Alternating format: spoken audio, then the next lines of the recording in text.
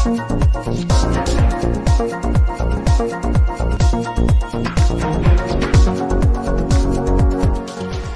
देख रहे हैं बदलते वक्त की आवाज, हमारी हर खबर तह तक। गत 2-3 साल से काम अधूरे स्थिति में पड़े हुए हैं। उसे लेकर के जब ग्रामीणों को बीच हम पहुंच रहे हैं तो ग्रामीणों का कहना है कि जल के समस्या से हम जूझ रहे हैं। इस समस्याओं से निजात आखिर हम कैसे पाएंगे जब तक कि हमें जल जीवन मिशन की तरह के द्वारा किए जा रहे कार्यों में तब तक के कोई फायदा नहीं मिलेगा। इसको लेकर के आप ग्रामीणों के लिए क्या कहना चाहेंगे?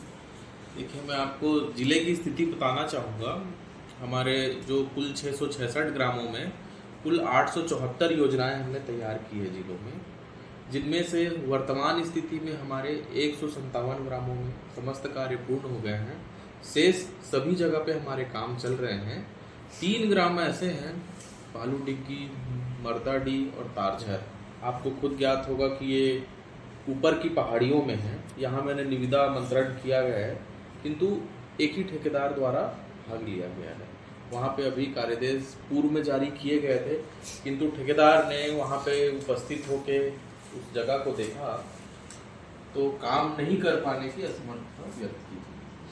शेष ग्रामों में मैं आपको बताना चाहूँगा कि जहाँ पे हमारे 560 टंकियाँ यहाँ पे स्वीकृत हैं, उन 560 टंकियों में हमने आज की स्थिति में 384 टंकियों का हमने कार्य पूर्ण कर लिया है। से सभी जगह पे हमारी टंकियां प्रगतिरत है। कुछ टंकियां आपको बॉटम स्लैब के स्तर पे मिलेगी, कुछ आपको स्टेजिंग स्तर पे मिलेगी। वर्तमान में जो घरेलू नल कनेक्शन और पाइपलाइन के कार्य हैं वो सभी ठेकेदारों ने पूर्ण कर लिए हैं। पाइपलाइन के काम और घर में घरेलू नल कनेक्शन देने का काम, जो योजना का जो सबसे कठिन कार्य है टंकी कार्य, तो एजेंसियों का ये कहना है कि उनके पास कुशल श्रमिक उपलब्ध नहीं होते हैं टंकी निर्माण के लिए। उनकी टीम आती है बिहार से, उत्तर प्रदेश से। लोकल हमारे पास न जिले में, राज्य में लिमिटेड ऐसे श्रमिक हैं जो टंकी का निर्माण करते हैं। तो उस कारण से उनकी टीम बदलते रहना, फिर उसके बाद अन्य कारणों में बारिश का सीजन आ जाना, फिर ग्राम में आचार संहिता प्रभावशील होना, फिर ठेकेदार को विगत लंबे माह 6 माह से भुगतान न होने के कारण ठेकेदार द्वारा कार्य में थोड़ी धीमी प्रगति है। और कुछ जगह पे जहाँ पे वास्तव में ठेकेदारों के पास फंड नहीं है, उनके पास राशि नहीं है उस कार्य को करने के लिए, इसलिए ठेकेदारों ने कुछ जगहों पे काम बंद कर दिया है। आपको ये बताना चाहूँगा कि कुछ जगहों में हमारा स्रोत का भी इशू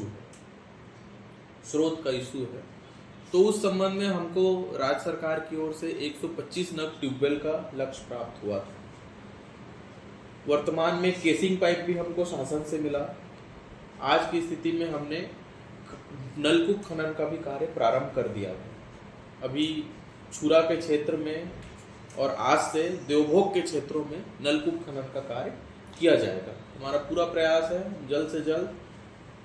टंकी निर्माण में अगर देरी है तो हम नलकूप स्रोत में बिजली कनेक्शन देके, बिजली कनेक्शन सरपंच के नाम से प्राप्त करके एजेंसी जोड़ के पाइपलाइन से हम डायरेक्ट पंपिंग में गाँव को पेयजल उपलब्ध कराएंगे।